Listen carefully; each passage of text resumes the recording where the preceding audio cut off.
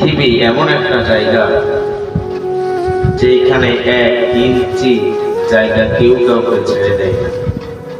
নিজের পায়ের তলার মাটি নিজেকেই শক্ত করতে হয়, নিজের স্থানকে নিজেই মজবুত করতে হয়। সবসময় একটা কথা মনে করে রাখবেন, নিজে সাকসেসফুল হওয়ার জন্য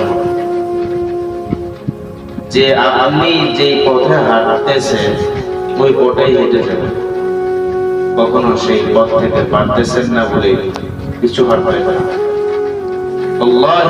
আল্লাহ চাহে তো একদিন আপনাকে ওই পথ দেখায়। এই জন্য আপনি এক পথে হাঁটতেছেন, কষ্ট হচ্ছে, আপনার ওই কাজটা আপনার সফল হইতেছে না, একবার দুইবার করার পর আর ভালো লাগতেছে না, আপনি ওই পথ থেকে সরে আসেন না। ওখানে ইস্তেকামত রাখবেন, ওখানে দৃঢ় থাকবেন।